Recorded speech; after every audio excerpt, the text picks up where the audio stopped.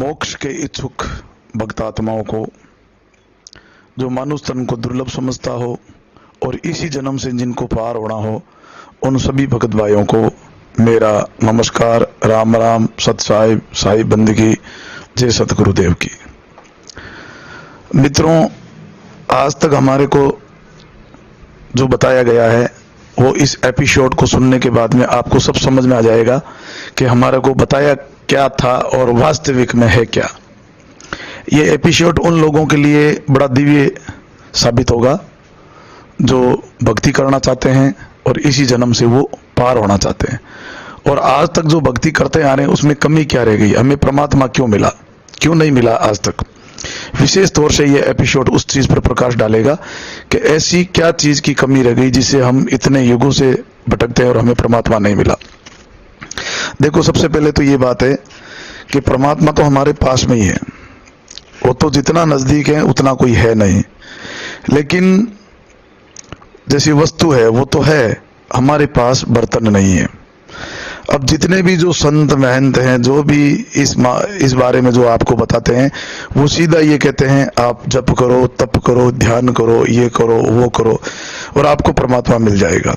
जबकि सच्चाई ये है कि कोई भी क्रिया करने से परमात्मा नहीं मिलते। हाँ ठीक है, कुछ आप कर्म अच्छे करोगे तो नेक्स्ट जन्म में आपका कुछ जन्म अच्छा हो जाएगा, जो दिया हुआ आपको वापस मिल जाएगा।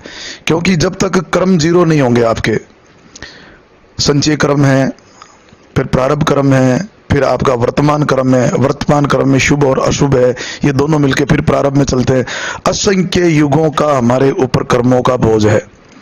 तो नियम दो प्रकार की धारा आती है, एक तो आती है अदल की और एक आती है प्रदल की। अदल कहते हैं न्याय को, मतलब हमें भक्ति करके या कुछ करके परमात्मा चाहिए, तो ये हो गया न्याय और नियम। तो परमात्मा किसी भी न्याय और किसी भी नियम से नहीं तो मिला और ना कभी मिलेंगे। तो दूसरी जो धारा क्या है वो है रहमत की। फजल का मतलब रहमत, कृपा पात्र। कृपा पात्र में भी दो प्रकार के जीव होते हैं। एक प्रारब्ध में कृपा पात्र होते हैं, कोई कारण से उनका जन्म हो जाता है और परमात्मा उनको मिल जाते हैं। जैसे गरीबदास जी है, मलुकदास जी हैं, धर्मदास जी महाराज हैं, दादू साहिब हैं, नानक साहिब हैं। हमारे इधर नजदीक में जो रामदास जी महाराज हैं खेड़ापा से, सुखराम जी महाराज बेराई से हैं। इन्होंने वर्तमान में कोई भक्ति नहीं की थी, सतभक्ति, लेकिन ये प्रारब्ध के कृपा पात्र धनी थे जो परमात्मा इनको मिल गए। तो अब हम पिछले प्रारब्ध हमारे थोड़े से माड़े थे, तो अब हम कृपा पात्र बन के परमात्मा को प्राप्त कर सकते हैं। तो इस एपिसोड में आपको ये बताया जाएगा कि हम परमात्मा का कृपा पात्र कैसे बने। बस इस चीज पे अपना ध्यान देनी, केवल भक्ति क्या करनी है, क्या करना, वो तो बहुत बाद की बात है। सबसे पहले मकान कैसा भी बनाना, कुछ भी, वो बाद की बात है, पहले उसकी नींव भरनी पड़ेगी। तो हमें एक चीज के लिए प्रयत्न करना है, वो है कि हम उस परमपिता परमात्मा का कृपा पात्र कैसे बने। जिस दिन हम कृपा पात्र बन गए तो मतलब एक पल का काम है, वो परमात्मा आके हमें मिलेंगे और सारा काम उस परमात्मा का। हमारी कोई औकात नहीं है कि हम परमात्मा को प्राप्त कर लें। इस बात को ध्यान से आप थोड़ा सुन लें।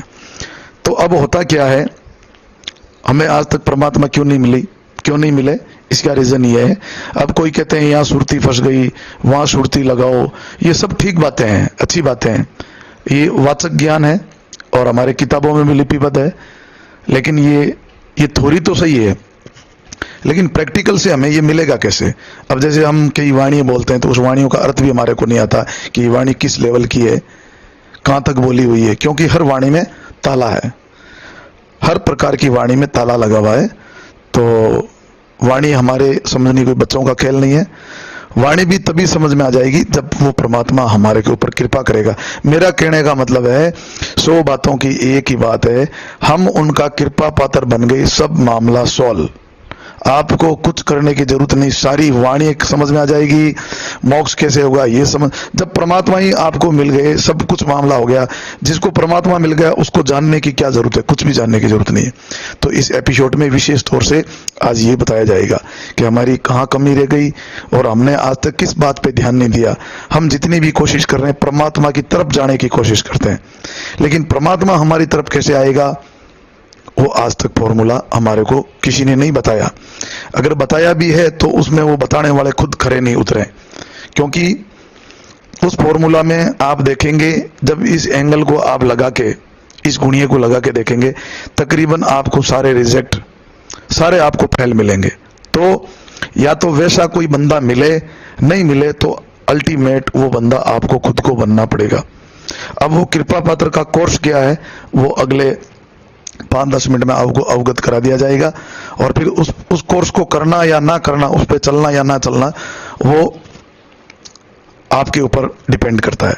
तो सबसे पहले मैं ये बताऊं, सब वाणियों में ताला लगा हुआ है। महात्मा की वाणी में आता है कि वाणी जेती जगत में सब में ताला दीन, बिन सदगुरु कृपा बिना कोई पावे नहीं चीन। सदगुरु कबीर कृपा करी, चाबी दीनी रसाल, वाणी कुलप तांते खुले, भावे पावे भेद विशाल। वाणी विविध जगत में, यानी कई प्रकार की वाणियां हैं।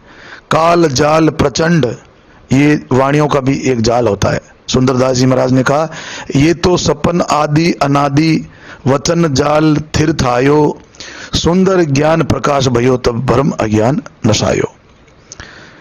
फिर कहें, सत्य भेद किम पाविये भूले जीव पाखंड, मतलब सबसे ज्यादा ये पाखंडवाद ने हमारे को बर्बाद किया है भक्ति मार्ग में। फिर कहते हैं, याते सदगुरु कृपा करी, जीव उबारण हेतु, मूल रेमेणी प्रगट करी,